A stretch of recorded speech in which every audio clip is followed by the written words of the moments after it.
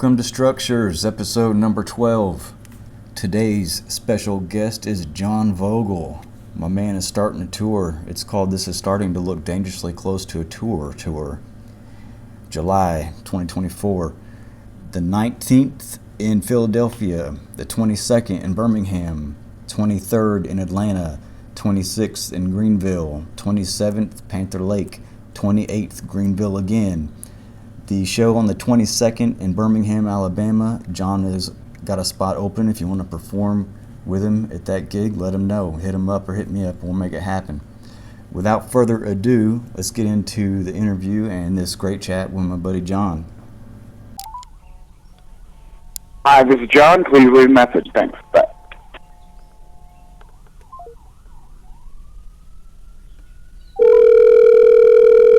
Here we go.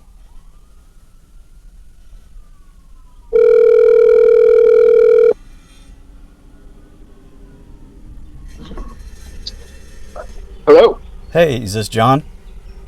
Yep. Hey. Hey. How's it going? Good, man. This is Thad with Structures. Thanks for your time today. I'm really pumped to get to know you better and talk about your sounds and your art on the show. So thanks a lot for being here, man. Yeah, thank you for having me. I'm totally. You know, I like what you've been doing in the sort of like, especially the experimental electronic sort of like genre that you have been covering. You know, Thank you. I feel like that's a nice little niche to like get into.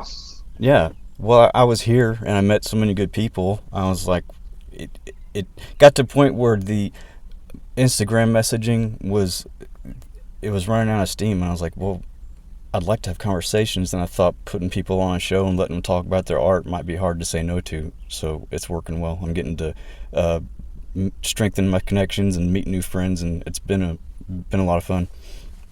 That's awesome. Nice. Before we get too far in the weeds, tell folks where you're at and who you are and what kind of stuff you've been doing, like lately, and then we'll go back to your, where it all started. All right, cool. Yeah, my name is John Vogel. I am a multimedia artist, mostly working in sort of like, I guess you would call it like electroacoustic, sort of like mixing together electronic sounds with a lot of natural instruments.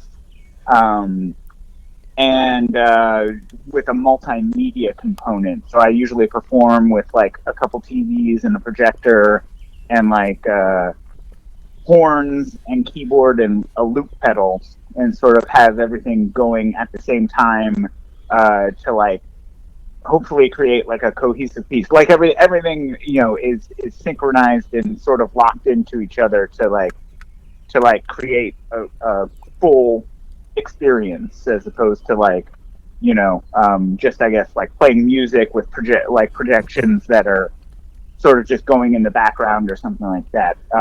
Everything is like, I try to tie everything together so it's like a cohesive piece. And yeah, I'm in Philadelphia, specifically in the Mount Airy neighborhood. I spent like about 12 years in West Philly, and then moved out here with my wife in 2015, and I've been out here ever since. But yeah, and I also am the creative director of a small magazine and podcast called Talking Writing, and I've been working for them since like 2015 or 2016, and over the last like 4 years, I've gone from being like a sort of helping hand to actually being the main person at the top of running the magazine, but with like a crew of 3 other people too. I didn't even know about that, man. It's pretty cool. Yeah, that's been like sort of like more of my day job type thing. Yeah. But I also am a stay-at-home dad.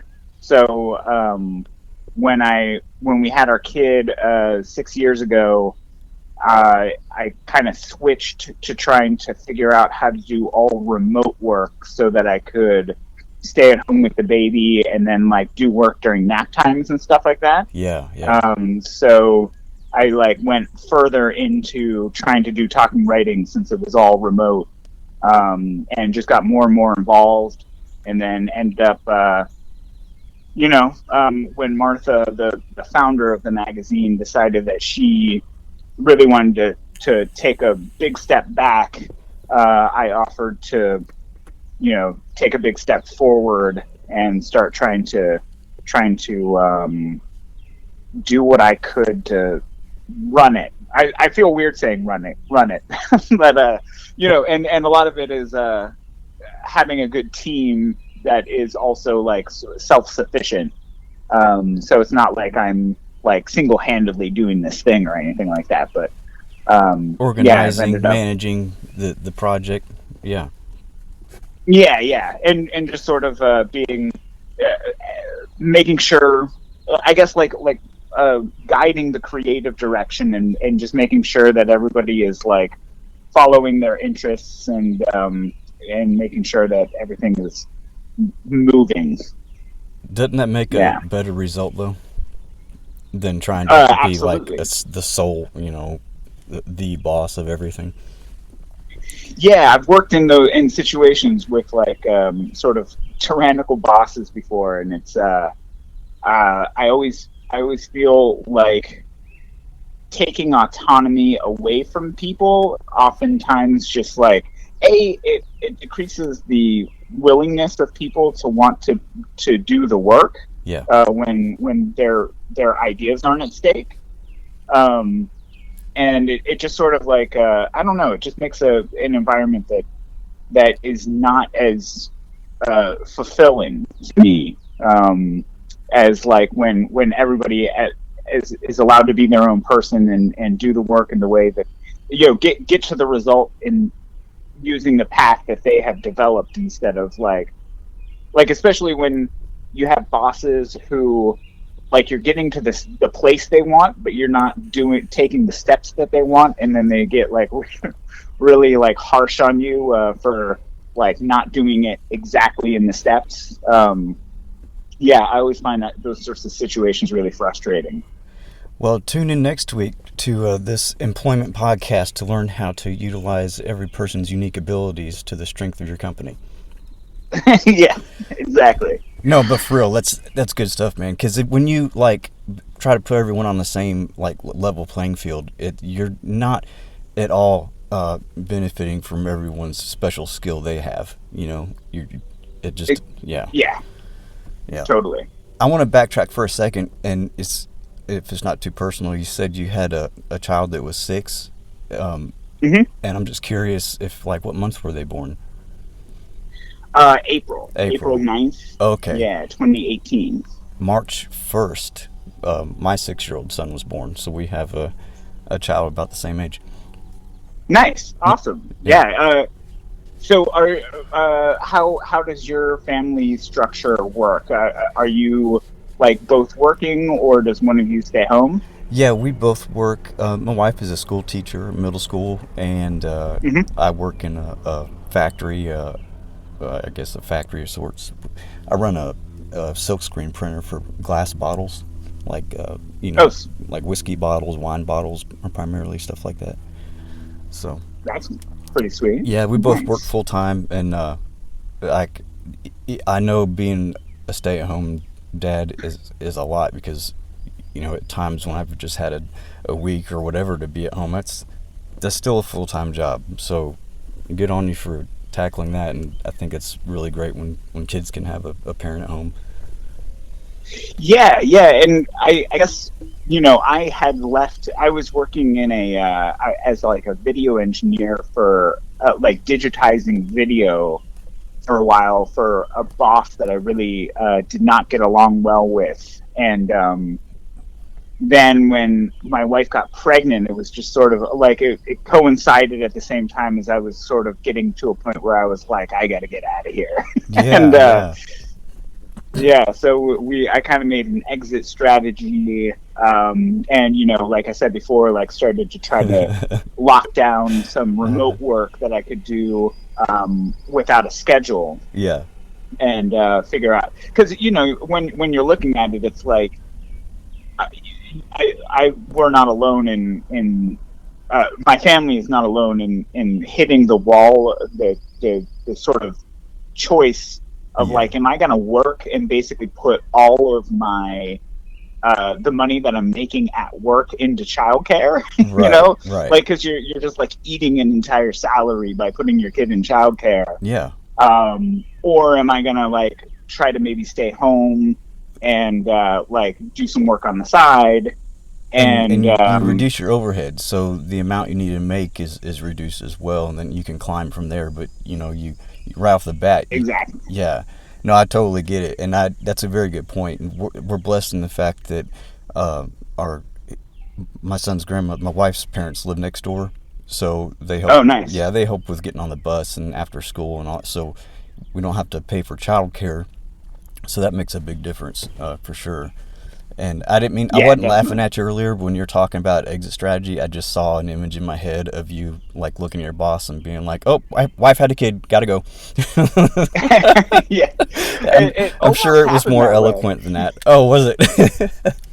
It actually happened when like there was a time period. I worked there for 3 years, and there was a time period at the very beginning when he would sort of like get wound up and start yelling at me, and I wasn't the only person he did this to. I could hear him doing it to other people too. Yeah, It was just like sort of how he ran things. yeah, And but then he was like cool. He was like, he left me alone for a good like year and a half, and I was like, all right, well, maybe this will work.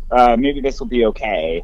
And then he like went back into it and started like getting on my case again. And after one of those sessions, I did just like look at him, and in my mind, I was just like, I'm out of here. I'm yeah. not doing this anymore. I'm so out of and here. then and Yeah, then yeah, and then that was like for like starting on that day was when I started to like actually put into place concrete plans to get out. yeah, yeah. That's good. Yeah. Well, tell us where music started for you in your life. You grew up. Did you grow up in Philly? I didn't grow up in Philly. I was born in Cincinnati and lived in Virginia for a while in Charlottesville, and then but most of my life I lived in a suburb of Pittsburgh. Actually, I just found out so that Trump assassination attempt Yeah.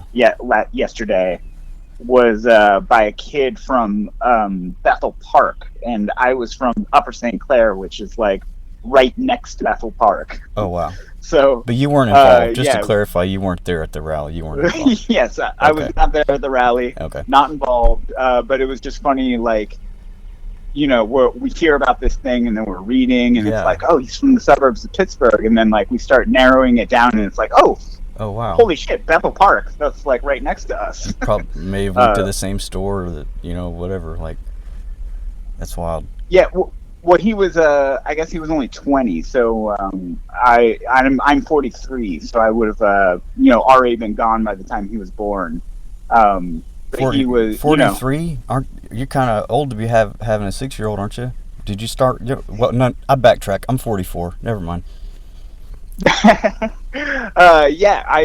we kind of got a late start on kids, but I'm just picking I on don't you, know. dude. Yeah. Yeah, a lot of people I know are sort of like in the same boat, you included. Yeah. Yeah, I think it's getting a little bit more normal to have kids a little bit later Yeah. these days. Yeah. I got Um, my manager, my job. He's I didn't ask his age, but you can tell he's older than me, maybe closer to 50, and he's got a 5-month-old at home. So yeah. he really started young. And you said when you were young, you were in Cincinnati. So did you know where Louisville is in Kentucky? Yeah. Yeah, well that's near me. I'm near Louisville, so it's just to give you some reference. Oh, okay. Yeah. Okay. So Cool. I've actually Yeah. I used to do construction. I've done work up in Cincinnati. I used to go up there for a week and work, and come home. Nice. My dad is on his way to Cincinnati right now for he is in a band called the Lazy Souls. And they've got like a gig coming up for their 50th high school reunion. No, it's not the 50th, maybe 55th. he's like 73. Yeah. So yeah, or he's about to turn 73. But yeah. I derailed you with that geography thing, but so you uh, didn't grow up in Philly, but you were in Cincinnati. And at what age did you really get interested in making your own sounds and making music? Yeah, so I grew up. My mom was a piano teacher, so I like started playing piano pretty young, but not like super seriously or anything. And then I trumpet was my main instrument from maybe like fifth grade through the end of high school, and I did really well in all the ensembles Yeah. with trumpet. And then I kind of got to college and decided that I wanted to uh like not do like the institutional music anymore, Right. because that had taken up like most of my time in high school, because I was involved in out a lot of different ensembles. Gotcha. And I sort of was like, I don't want to do that anymore, because it's not really like what I wanted to do with music anyway. And so I sort of I guess most of freshman year of college, I feel like I just took a break. And then starting in sophomore year, I started playing bass with my friend, and we just started writing songs. And then that sort of like turned into a band. And then I ended up playing in that band and then I also started doing like electronic programming on my own, starting with like a groove box drum machine that my brother had, Cool. and started like messing with the 4-track and stuff, and just sort of like went on that path and ended up being in that band for the next like 10-ish years. And that was the reason that I moved out to Philly after college. I went to Penn State, so I was in central Pennsylvania.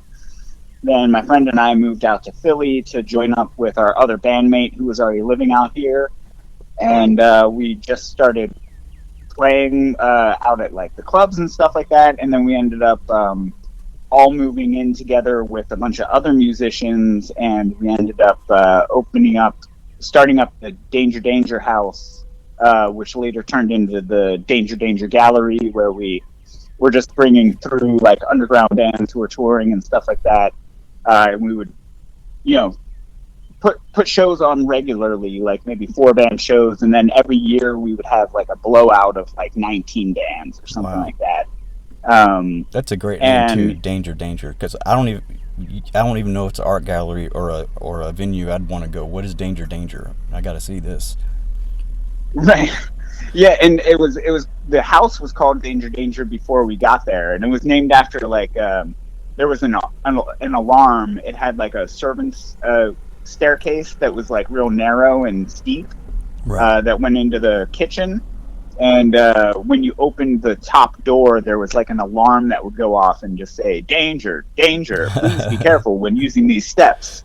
And so they just called the house Danger Danger.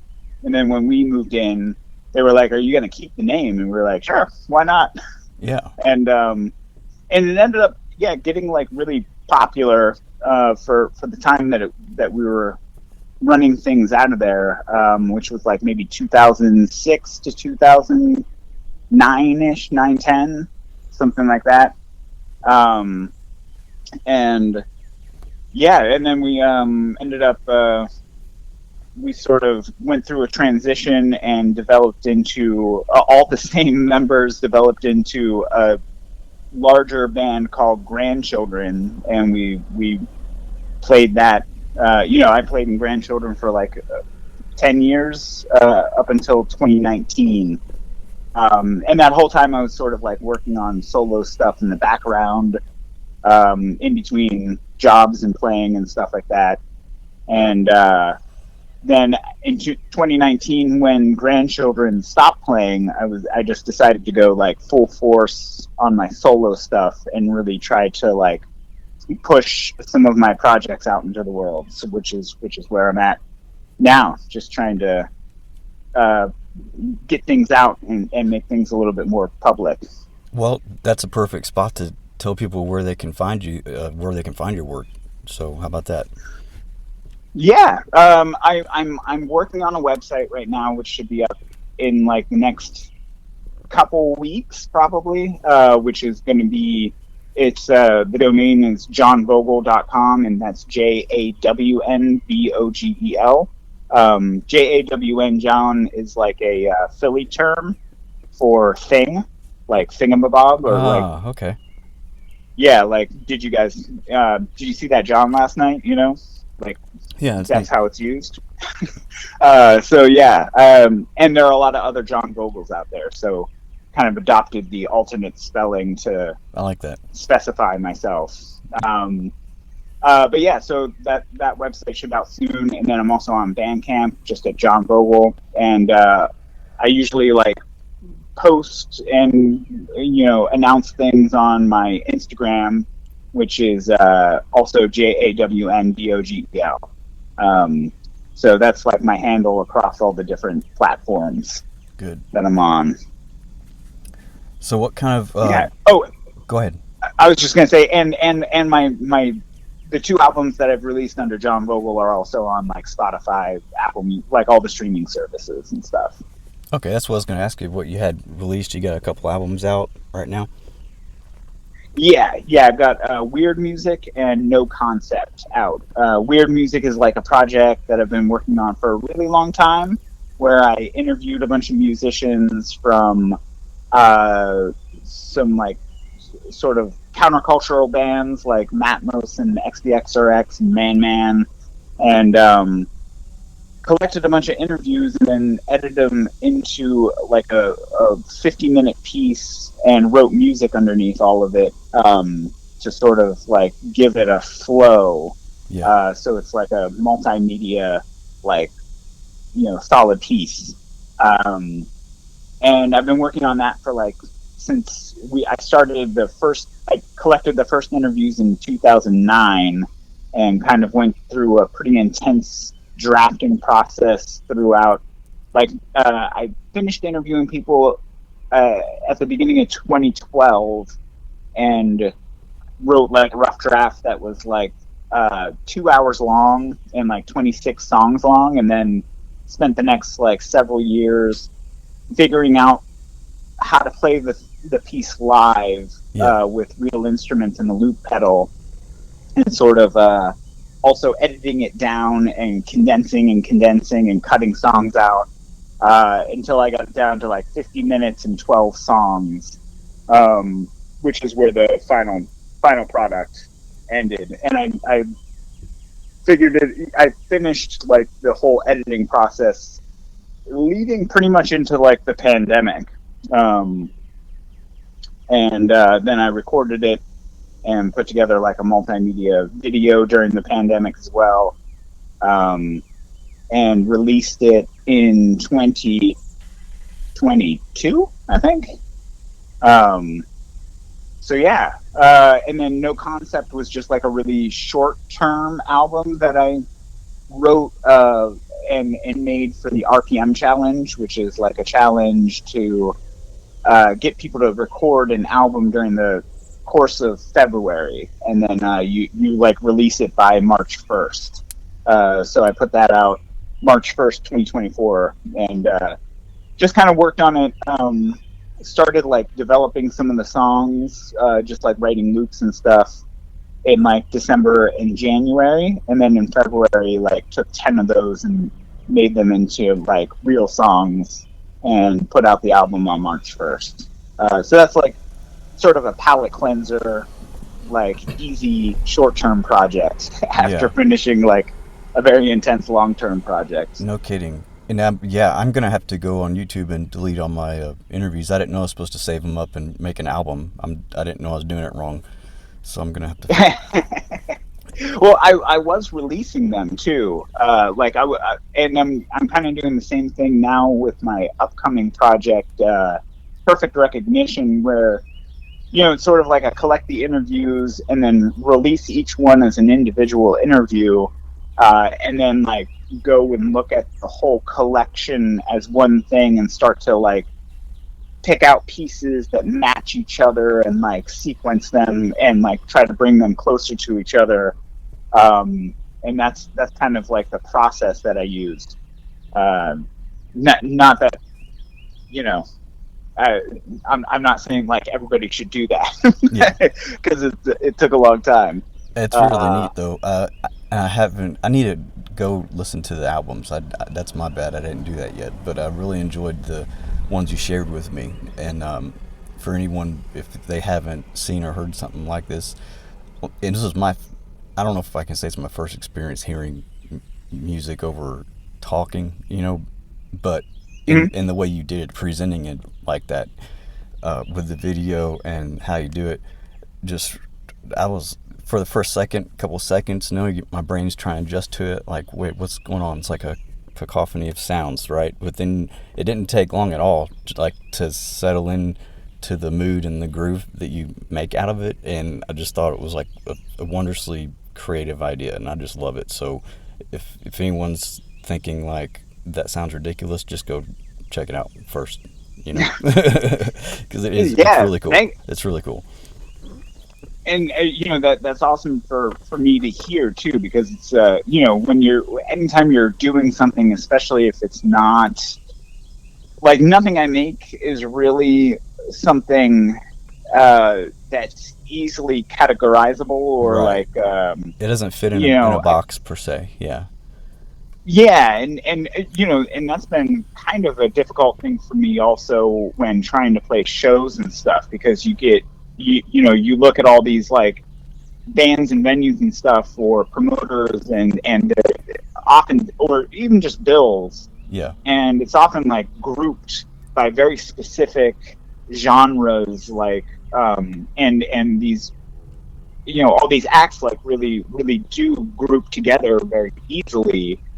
And I'm always like, I've decided to take the tack of like, I will just play with anyone because I feel like I don't match anyone else. So it's like, if I'm not gonna be able to find anybody else who really is doing the same type of thing that I'm doing, and there are some out there, I'm sort of like discovering as I go along, like, oh, this person actually would work really well with me. They're like some sort of like visual, like analog visual Yeah. video art, with paired with like electronic avant-garde music or something like that.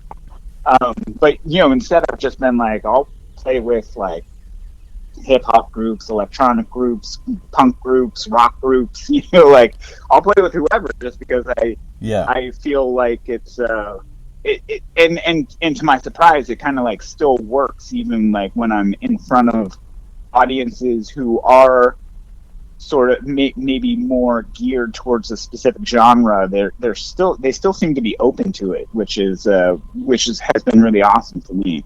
Yeah. Well, I would think that even if they don't want to see you play again, if they're curious, you would have them for that first show at least, because it's Yeah, very exactly. unique. And Yeah, you mentioned a good point. and again, Go ahead. oh, I was just gonna say, and again, like I've been really surprised at how many people are just like, that was amazing, and I see, they like keep coming out to see me and stuff, and it's like sweet. I'm so glad that it resonates with people, because that's always a question mark. It's always a question mark if people are going to be into it, or if they're just going to tolerate it, or if they're going to walk out of the room. Like all of those possibilities are like equal measure possible every single night. I bet that's a possibility for anyone on the bill. Yeah, Maybe the chance isn't as high if they're a metal band on a metal bill compared to you, right, but it's still a chance. And I was gonna say that exactly.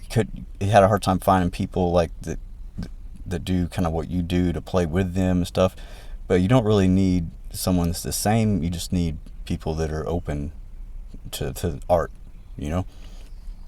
Exactly. Yeah. So Yeah. I 100% agree. Like as long as somebody's like curious to yeah, find something new, yeah. then I feel like Then John's got they're it. they're fair game.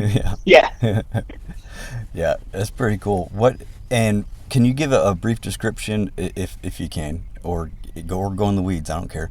Kind of your setup for a live show, because you mentioned play horns every time? Do you got pedals, and because you at least have loopers, and then you play video with the interview, kind of give an idea of what you generally might do? Yeah, I've been pretty much going with the same setup, which the standard setup is like I have two DVD players and a projector, and the TV players are on like either side of me, and the projector's behind me, and the projector plays the interview footage while the TVs play transcription of what the people are saying on the projector. And also some like auxiliary footage, and then I line them up by having a count off at the beginning. So I just do like on the DVD players, like 1, 2, 3 pause, and then 1, 2, 3, 4 pause, and then I hit the projector and then unpause on 3 and 4 so that everything is like synchronized. Gotcha. And then I make the music underneath all of the spoken audio with a keyboard, a drum machine, trumpet, clarinet, and all of that is going into a Boomerang Phase 3 loop pedal. And yeah, that's pretty much the whole setup. It's so cool. Like when I saw your stuff, the ones you showed me, I was like, I want to do this. But then my next thought was, I just met John. I don't want him to think I'm copying him. But it gave me that feeling right away. Like, that looks like so much fun. Like, I want to do that, you know? Yeah. To me, I was just telling somebody last night, I was hanging out with some friends that I met because I just like played a show that they were doing. And I just hung out with them at the same place that we played the show. And, they were, the one guy was telling me how inspiring my set was to him. And I was like every time I hear somebody get motivated to do anything musically as a result of like what I do, it's like incredibly validating, because it's just like, validating for your art, but also just as a person, like as an artist, as a human being, that you did something that would nudge someone else to want to do something too. Like that's awesome. Exactly, and it's like the exact opposite of like like standing in front of a bunch of people who are like completely unimpressed and just like waiting for you to get off. Which that's like a very common experience that I've had. I'm not saying like that I'm like separate from that. Like I've been there. Yeah. So like anything that's not that is great. And then if I can also if there's also anyone who like takes something from it and goes somewhere with that, then it's just like amazing to me. Yeah, definitely. You mentioned your looper pedal was a Boomerang Phase 3, is that what you said? Yeah. Okay, so I'm not familiar with that one. So is it capable or do you use synchronized loops, or do you have like, asynchronous kind of loops that kind of flow in and out of each other? It has the capability to do both. I pretty much exclusively use the synchronized setting. So it's got like 4 different buttons that you can have, where you can have 4 different loops. And when you have it on a certain setting, if you hit the 3rd loop pedal, then all of the different tracks will synchronize to that and have their start and stop times.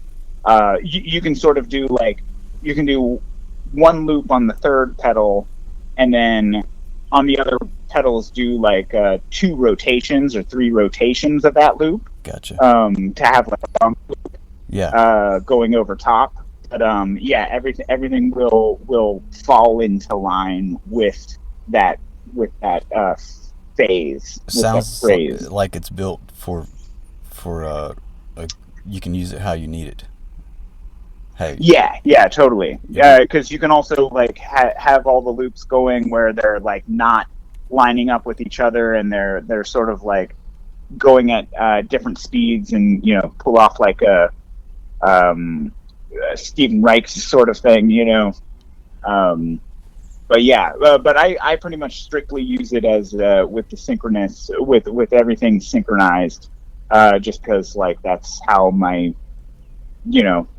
music is all loop based, like very Yeah, yeah. tight, where all the harmonies are like, it's very much built on the harmonies all lining up with each other. Gotcha. Yeah, for sure. Yeah. And I ask, that's partly just selfish question, because I've been looking into looper options as well, because I've got a couple simple looper pedals, but it's Hmm. good for soundscape, ambient, or just jamming along by yourself over a loop. But exactly what you're talking about, like building something with the melodies and the harmonies, you need the synchronized loops, and it's something I was looking for without a high dollar option. You know what I mean? I don't know how Yeah, much the and the boomerang is.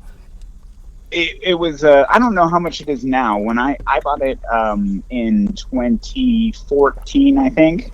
And so 10 years ago it was like $750, which was like, I think, the most expensive piece of equipment that I had bought for myself at that time. Yeah, um and it was, I was definitely like shopping around, and I had been borrowing my bandmate's Boss loop pedal for a long time, and sort of like just borrowing it every time I would be preparing for a show. yeah, And it got to the point where I was like, I really, really need my own. And yeah, as I yeah. was like looking through the options, I was like, this one's really perfect for me, but it's so expensive. And But you had it so, 10 years now, you said? yeah, yeah. So you So, I bought the mean, right one, so it was worth it. exactly. Yeah. And, I have no intention of like, no need right now to like get a different one and move up or anything. So I definitely made a good investment with it. But it was definitely like a tough decision to make at the time, I especially spent, when you're not like, yeah, I've you don't spent have a less on a lot of money. car. I think I've spent less on a car before. Nice. You know, Yeah, exactly. I'll tell you what I did, because I haven't, I'm not ready to make the plunge on a high dollar music gear. I'm more focused on the show right now. Like I would like to get some cameras and stuff. But Hmm. so what I did was I have a older Zoom pedal. It's a multi effects pedal, like a G G1 on, or I don't know. It's a little effects pedal, multi effects. It has a looper in it, and I had this thing Hmm. for years until I just realized that it has also some rhythm tracks you could play with, and you can set the BPM, and then you can set the looper to how many measures or beats you want the loop to be on that, compared to that BPM set on the rhythm section. So once I found that out, I ordered another one for $50 off Reverb, and then now I've got two pedals that I can sync loops with. You know, Nice. yeah. So it's not the most streamlined thing, but for I think I paid $50 for the other one 2 years ago. So for $100, I got two loopers I can synchronize.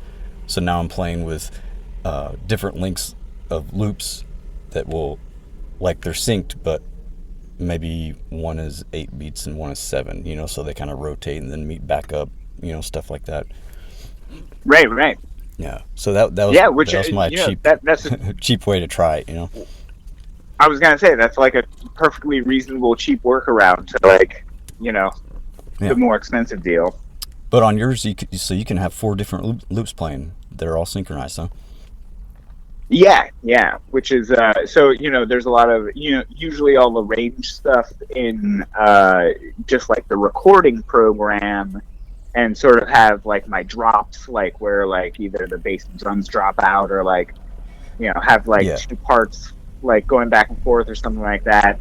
Um, so I'll sort of like do all that in the recording process, and then when I go to learn everything live, I will like try to figure out like what's the best way to organize these on all the different tracks, so that I can Sure. like cut this these three parts here, but then like I need, so sometimes it ends up like, oh, this part is in this loop, and I have to drop most like all these instruments, but I still like actually need this bass line running or something, and Right, I'll right. so I'll do that and like drop everything, but then just play that bass line live so that I don't have to like take up an extra track.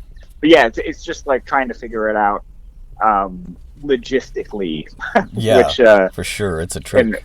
arrangement wise, yeah. And you've got but you got the four loops, but you essentially you can have six things going. You got your the interview going. You're playing live over the loops, so you can have a lot going on. But I know what you mean about the logistics of it, because even when I was just jamming with two or three simple looper pedals, you could have a creative signal flow with three different channels or whatever, but still it's like, okay, how do I do this? I don't want to lose that. So oh, I Right. should have done this one post effects or pre effects or whatever. Yeah, yeah. So But what yeah, go on. I just said effects. That I thought that'd be a good question. What kind of effects do you play? The clarinet and the what's the trumpet? You said, right? Yeah. Yeah. What Um, what do you play I, those through? I I actually play those through pretty much just clean signals. I haven't really gone down the rabbit hole of like getting into lots of effects. Which now that I'm thinking about, sometimes Yeah. I To be will fair, you when did I'm you didn't mention it. You just said the looper pedal. I just thought you might use something. well, and now that I'm thinking about it, it's almost like weird that I haven't gotten into effects and like distortions and stuff. Is like I like all that stuff. I like the sounds that they make, but for some reason I've never been gone down the rabbit hole of like getting a lot of pedals and stuff like that. I've been around, I feel like I've been around a lot of like most of the guitar players I know have like gone much further down that rabbit hole. And I used to like put my keyboard through, I think, a wah wah pedal and a distortion pedal Yeah. at one point. But yeah, I don't know. For some reason and not that it's conscious or anything like that. I just never have gotten super into that stuff. Well, there's nothing wrong with it. Yeah. Yeah, And like you mentioned, you described it as electroacoustic, so that kind of implies it's maybe not as laden with effects. Not necessarily, but that's yeah. yeah. I should have picked up on that. Well, and I guess I do when in getting my weird sounds. I feel like most of them come. I have the keyboard I use is a Korg MS-2000. Okay. And sometimes I'll even like put mostly like voice samples, like spoken audio samples, through the MS-2000 and like mess with the effects that Gotcha. are that are on board, Yeah. and sort of filter it through like delay and stuff like that, and like mess with the delay. Um, and but yeah, I haven't really and sometimes yeah, but I don't really put like I don't often put the horns through that system for no intentional reason. Just like haven't done it yet. Yeah. And then yeah, I use all that stuff also for like creating like noise textures like over top of like the more natural sounding instruments. So I'll have like a large bed of like maybe clean electronics and natural instruments and drums and stuff like that going, that's like kind of harmoniously rich, and then I'll like put noise textures into it to give it like a little bit more uh, depth, Right. Right. Yeah. Yeah. So it's not just so sterile with just such a Right. crisp, clean. Yeah, I know what you mean. That's good, man. I'm glad you're taking some time to explain your process too, because this is really good stuff to hear for folks that are like you mentioned, it's hard to describe what you do. So there's a lot of people like that. That whatever they do, it's like doesn't really fit in a box, but you can just do it your way. You know what I mean? There's no rules. So if you want to play music over interviews or play music over nature sounds, like there's really nothing stopping you except you.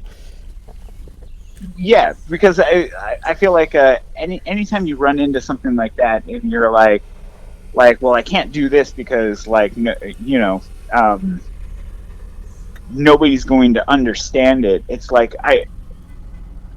I guess I feel like I have developed much more of a faith in people be able to like process something that they haven't seen before. Yeah. Um, that they don't really like know whether they'll like it until it's put in front of them. Then like once it's put in front of them, it's like, oh, that now that I've seen it, it makes sense.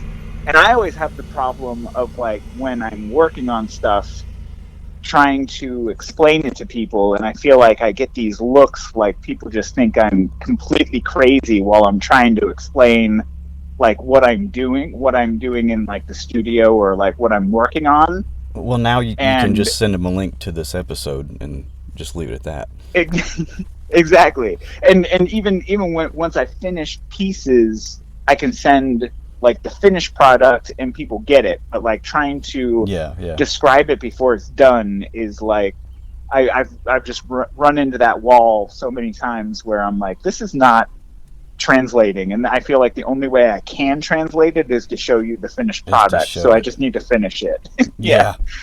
No, I understand. It's hard enough just like most this year mostly I've just been playing on synth, and I love like soundscape and drone type stuff. And when people ask me, "Oh, what kind of music do you play?" Like it's hard to explain, you know. It's not a one word genre, you know. It's well, imagine like movie music, but weird, and like you know, try to describe it, and it just doesn't work, you know.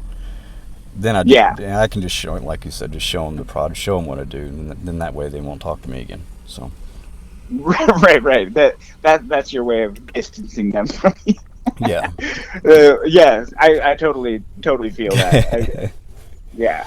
Because it's a really vulnerable thing to share what you do with people, you know, because you never know yeah, whether it's going to be, you know, even if it's somebody that you think is going to enjoy it or be open to it, there's always the possibility that like you've miscalculated, and then they sort of like see it and they're like, okay, you weirdo. yeah. And then like your relationship's like never the same afterwards. Like, listen, dude, So I already know I'm weird, but you can still be polite. You know what I'm yeah, exactly. saying? um so yeah, it's yeah, I totally I go through that all the time of like trying to assess like what how much I should share with people of like what I do.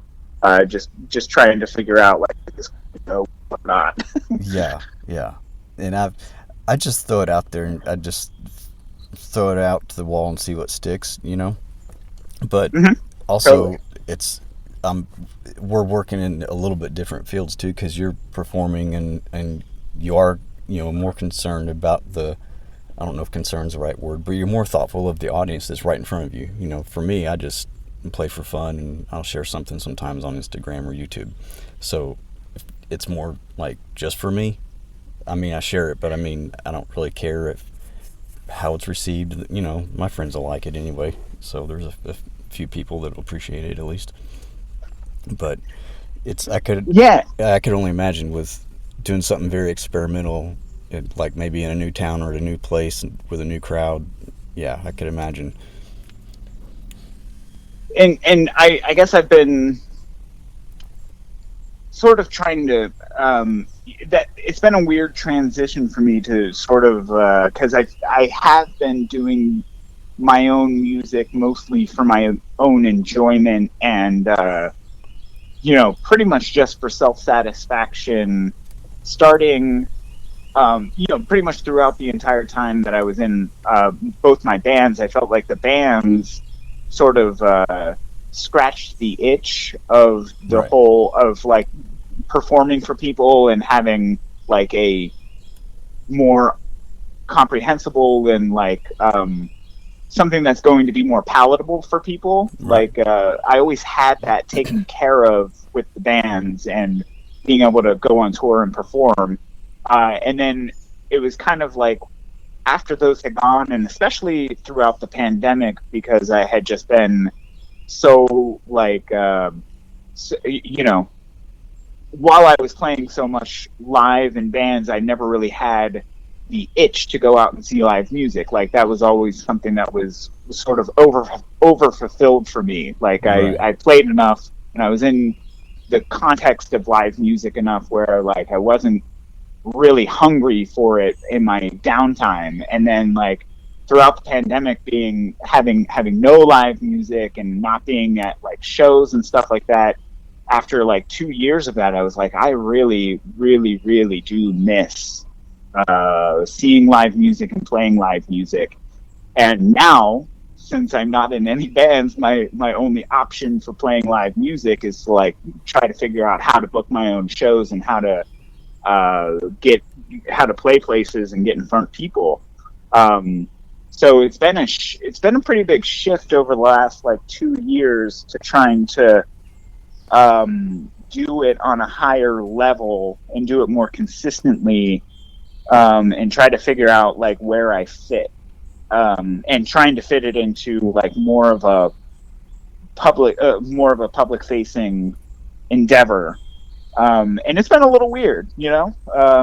It's definitely there are a lot of parts of it I don't like, and it's been pretty difficult to try to figure out how to book my shows and stuff like that. But at the same time, I feel like I've made a lot of progress, and I'm getting to the point where it's like really, really fun and fulfilling.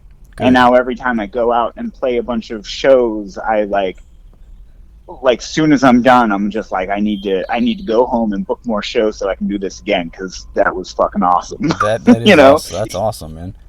And Yeah, I mean, so I haven't been through that type of journey yet. So, but from my perspective, as just a hobby musician at home, it sounds to me like you described a conscious and thoughtful shift from just art to performance art, like you said, to assemble it in a way and get good at your flow for an audience.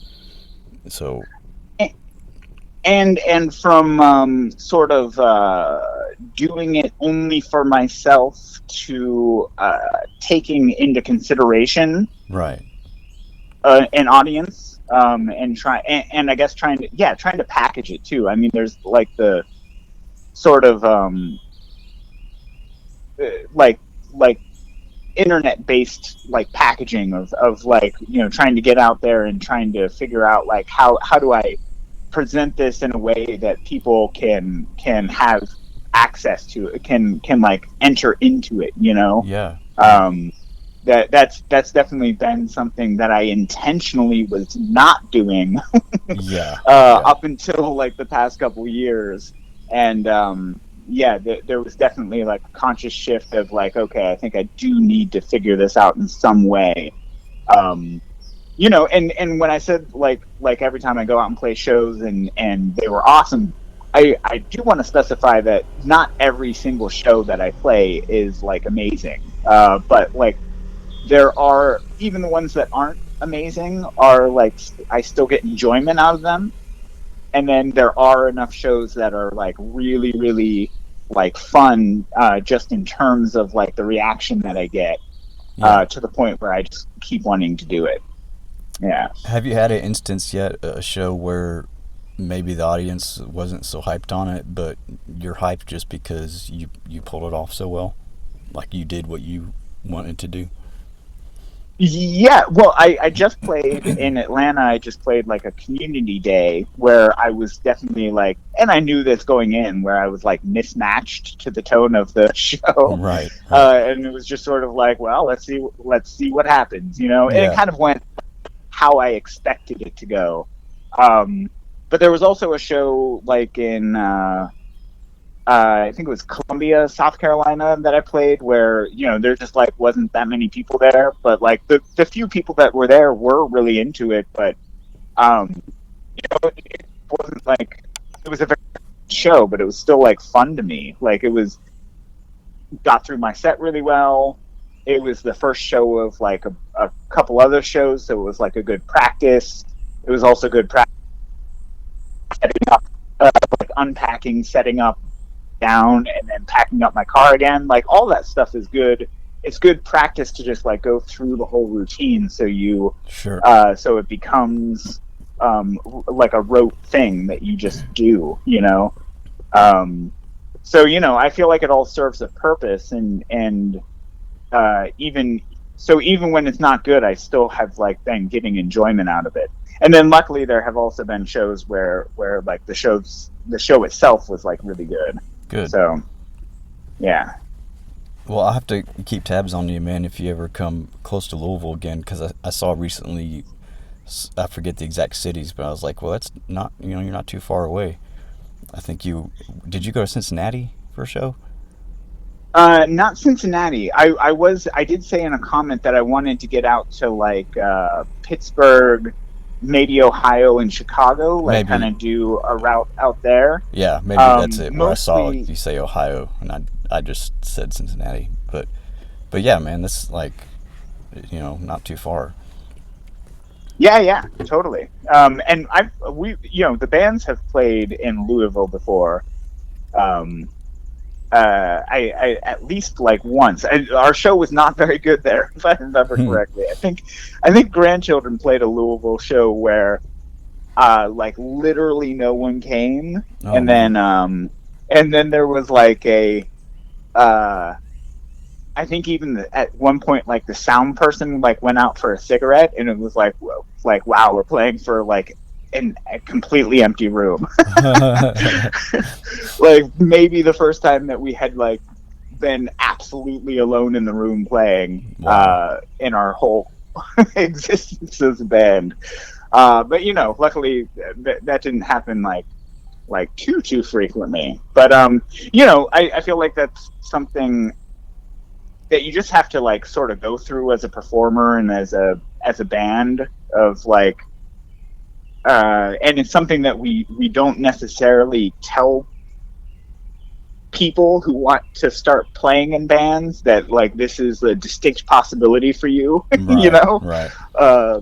But it is, I feel like almost every single musician that I've ever known has had the experience at some point of playing an empty show, of clearing a room. It's just not, it's just something that happens, and the only way that you're going to continue to do it for like a long time or for the rest of your life, it's just something that you have to go through, and then take any lessons from it that you can, but also like not let it completely dissuade you from continuing, or else you're just gonna like, I feel like that's a big reason why a lot of people just stop playing music. And I guess as I get older, that's sort of been a drive of mine, is to try to help normalize those situations, and also try to help convince people to continue to play, even if there's no sort of public reason to keep doing it, because I think it's healthy for your personal mental health and your personal like sense of self. Yeah, for sure. Definitely. Because, yeah. And you mentioned, like, the instances where you play to an empty room, and you have this really good advice in hindsight, but how was it for you going through that the first time, like the first like let down or whatever you want to call it? Like, how'd you process that and grow from there immediately, or did you fall into a depression, or like what's the dynamic there? um I feel like when you're in a band, it turns into like the classic fallout from a bad show is like, somebody in the band gets like really depressed and negative, and then you might end up like just having like one of those discussions of like, what are we doing wrong? Well, you're not doing this. Well, you're not doing this. You know? Right. And it can be really, so it can just like really easily take you to a toxic dynamic like pretty quickly. And I feel like we've definitely been through those, but then I feel like when you're first going through it, it's definitely a lot harder to take.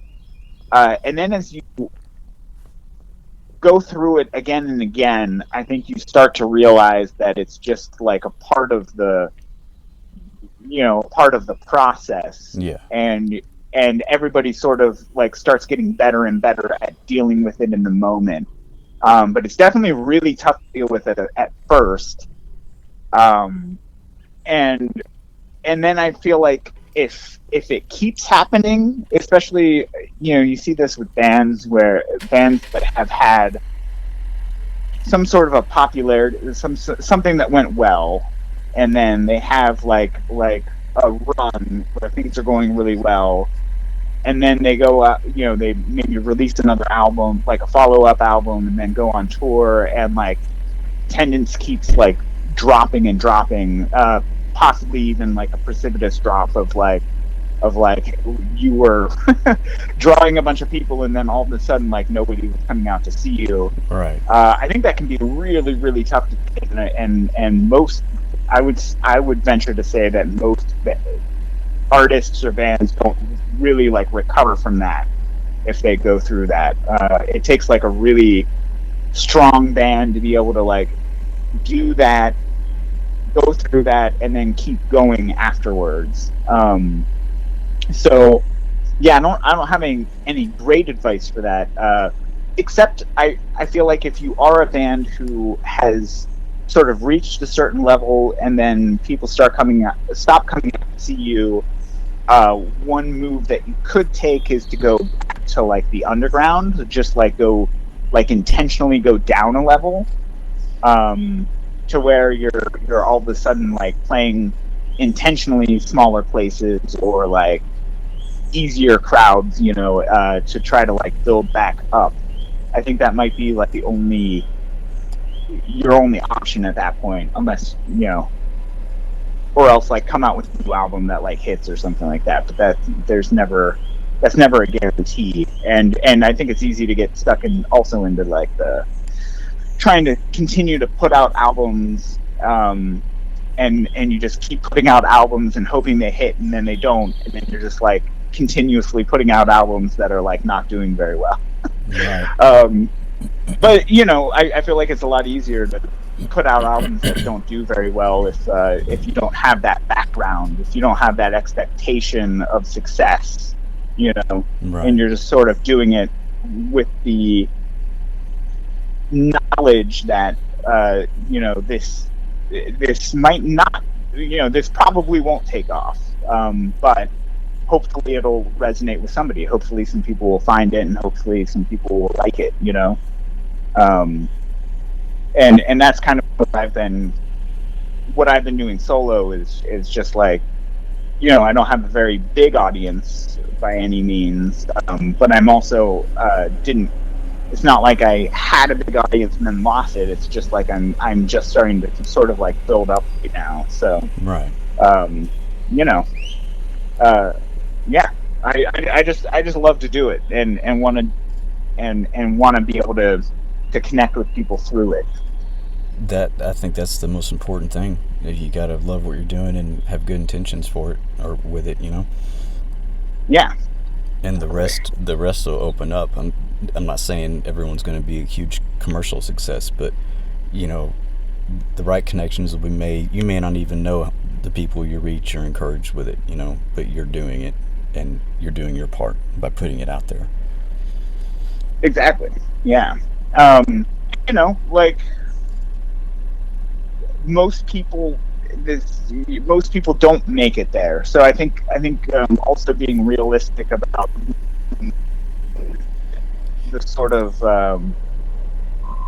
people that about who are like famous, just knowing that that's a fraction of a percent of the people active in music, and like how many people are doing it at the levels below that. Right. I think being realistic about that is also very helpful to keep your expectations in check.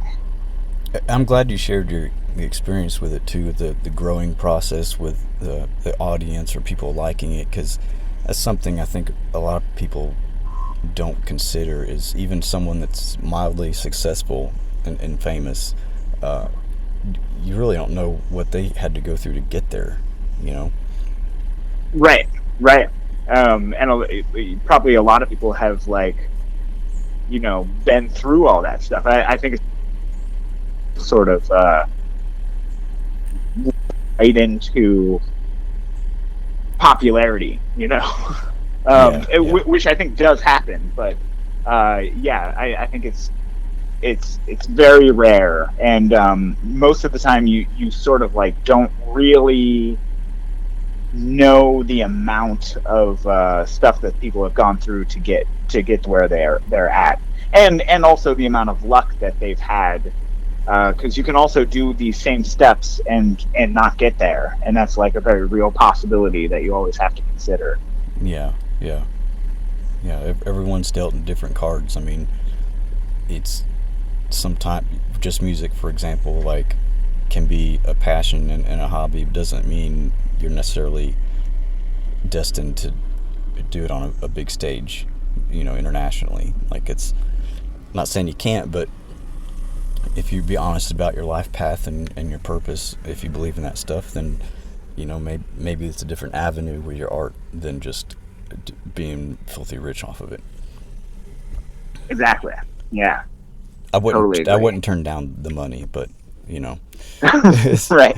yeah, it's not a guarantee for everyone. Yeah. I also would not turn down the money. Yeah. Um, but I do feel like maybe the money is not as, because as soon as you go up the ladder like that, your overhead is also getting bigger, and I've seen a lot of times the overhead grows with the income, and you're at a net zero. Yeah. Um, so I think it's also, I yeah, I think We people's mentioned that with perception. staying at home dads, the overhead. Yeah, exactly. And I think a lot of people overestimate the amount that musicians are actually making, even when they're pretty popular. Um, I think that margin is much smaller than most people think it is from the outside. Is that why you do solo work now? That way you can keep everything you make? I I'm just being sarcastic. I mean, there is a very real logistical thing of, I tour in like a Prius instead of a van, and I only am one person, so it's like finding a free place to stay, or even getting a hotel room is like, yeah, the overhead's like way, way, way lower as a solo artist. Yeah. So that's definitely part of the consideration, is like, well, I can do this and probably like lose less money or make more. Yeah. Usually it's like a matter of losing less money, Right. Right. uh, and I don't have to like split it with other people, and it's not like there are six people who are taking off work for that amount of time and like need to eat every day, and so yeah, there's definitely, that is definitely something that I thought about consciously before I started playing shows and traveling to play shows, is like, well, if I do this, I could do it relatively cheaply, as a one person, in the Prius, as one person. Like, it's way easier for me to do that, and to also prioritize stuff like playing uh, in or near cities where I have like family to stay with, that Yeah. sort of For thing. sure.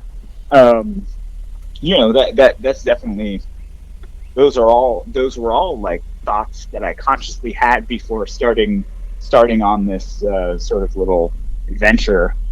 Um, and all that definitely works in one's favor, being smaller. Yeah, because a van is like $100 every time you have to fill up the gas tank, and the Prius is 20. Yeah, yeah, That's significant. yeah. No, for sure. I don't have a gas saver, but when I changed jobs this year, I cut my commute down so far that I took a pay cut and got a job closer to home, but I can't even tell because I'm spending so much less in gas. Yeah. So Totally. I wanted to ask with you, and there's no right or wrong answer, just with your personal, like your unique multimedia performances you do, have you ever played with or considered having someone else play with you for your live performances, or is it more so personal with your flow and everything that you just can't even consider someone else in it? I've definitely considered it. Like, my uncle played drums on the album, and I did try to practice with a drummer at one point. Um, the main problem though is just that it's like coordinating like another person just like adds a whole other Yeah, like personality and schedule into the thing, yeah, um, which has made it much more difficult to sort of uh, it's just so much easier to fly solo yeah, yeah. than it is to work with somebody. So I have thought about it, but it hasn't gelled in the way that it's become easy, or that it hasn't gelled and like continued to be productive. I feel like I've like sort of tried it and tried to go forward with it, and then it just sort of like has fallen apart the few times that I have tried it. Um, and But yeah, I'm open to it. It's just it just becomes like a lot more difficult to figure out the time and to figure out how to make it work logistically. Um, but that being said, I also really enjoy doing the solo thing because I can be such a free agent and not have to worry about like the needs of another person. Right, right. In every sense, yeah. Um, yeah.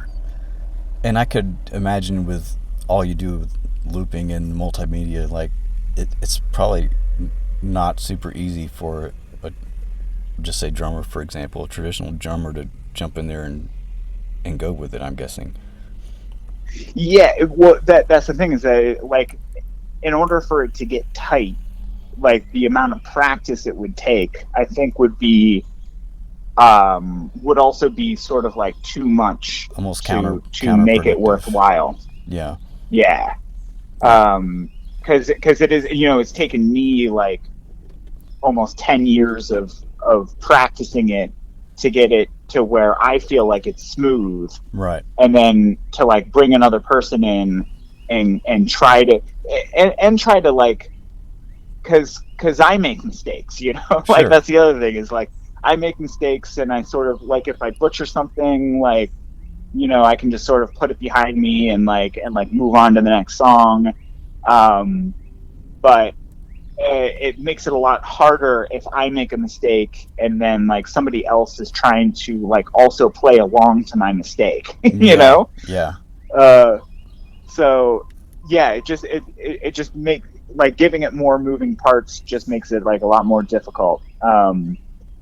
So yeah, I have thought about it, but it hasn't really like worked out yet. And I'm not sure if the amount of effort that it would take to make it work out the way that I would want it to is like a logical thing to sort of take on. That's what we call the juice ain't worth the squeeze. Yes, exactly. Yeah. And I don't think you need anyone else. I was just curious if if something you tried or not. Yeah, and I have, and it just hasn't totally gelled. So, but I would like to try it again, or also in like other like not doing this, but trying to play with other people in different capacities, or like playing different material with other people. Yeah. I've been thinking about that lately and trying to develop something because I would like to play with other people again. It's been a while since I've had a consistent band. there is something I like about playing with another person or in an ensemble that I don't get from playing solo.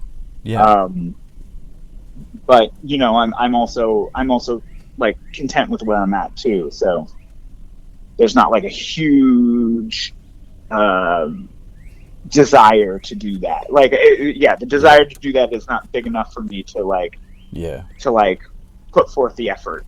Right. No, I gotcha for sure. Are you did you finish your tour, or are you in the middle of it now? Or am I off base here? Because I saw you post an image of some flyers or a flyer recently. Yeah, yeah. The first show is on Friday, Oh, okay. in Philly. Yeah, so I'm in Philly on Friday, and then Birmingham on Monday. As long as I'm still like waiting for to try to get some other bands on this bill. So if you know anybody in Birmingham who's in an active band and would like to play at Mom's Basement, then that's what I'm trying to figure out. But yeah, so Birmingham, Atlanta, and then I have 2 dates where I like might pick up something else in Atlanta, or might pick up something in either Charlotte or Fayetteville. I'm still like working on those. And then Greenville, Panther Lake, back to Greenville, North Carolina, for the last couple of days. And this is sort of like my parents agreed to take my son and his cousin for a week Uh, and they live outside the Charlotte area. So I'm like going down to drop him off there and then doing these shows. So it's like okay, I've got a week where I can do stuff. Like what can I put together? yeah, that's cool. Um, Yeah. when, After a call, give me the info and I'll post on my story. I don't know anyone offhand down there in Birmingham, but I'll put it on my story. Maybe someone will see it. But I'll do Yeah. that. You'll have to give me that today where I can do it for you, because I book ahead, so your tour will probably be over when this airs. But we'll definitely I'll put flyers up for the show and put a APB out for the Birmingham people. Sweet. Yeah. I'll text you the info right when we're done here. Yeah, yeah, man. Well, I mean, I guess we could wrap it up. We've been going over an hour, and I mean, I'm not trying to cut you off either. Is there anything else you want to hit or share about your work or process or anything at all? Not particularly. Yeah, the upcoming thing that I'm working on is called White Zinfandel. It's all music that I wrote on piano, and then I've been overdubbing it with horns and bass, and then like electronics and stuff like that. So yeah, my hope is to put that out in November, um, and that's pretty much, yeah, what I'm working on and where I'm at right now. Cool. Well, since I thought of it again, I know you shared earlier, but we'll make it easy at the end of the show for people to find it again. Tell them your website and where to find your music. Yeah, I'm on the website is jawnvogel.com. And right now it's just got a placeholder, but we should have everything built in the next couple weeks. Um, and then I'm on Instagram at jawnvogel, and you can also, that's also my handle on like YouTube. Um, and I'm on Facebook, but like more that's more of a personal Facebook page. But you can feel free to like friend me on Facebook too. But I don't really like post music stuff there as much. Gotcha. Um, yeah. Well, forgive me for forgetting the date already, but when were you going to wrap up your this tour you're doing? It's a week starting Friday?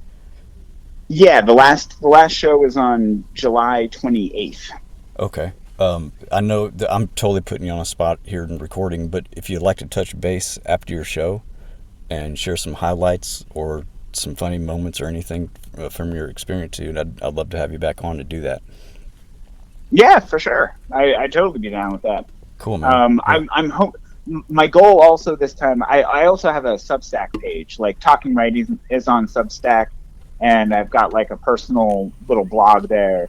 That I don't, it's not like something I put a huge amount of time into, but yeah, I have been thinking about maybe this time trying to be a little bit better about like writing a little bit about each show, like the night of the show, like right after the show, Yeah, um, like a little and diary trying to entry post kind of, it. or a journal entry type.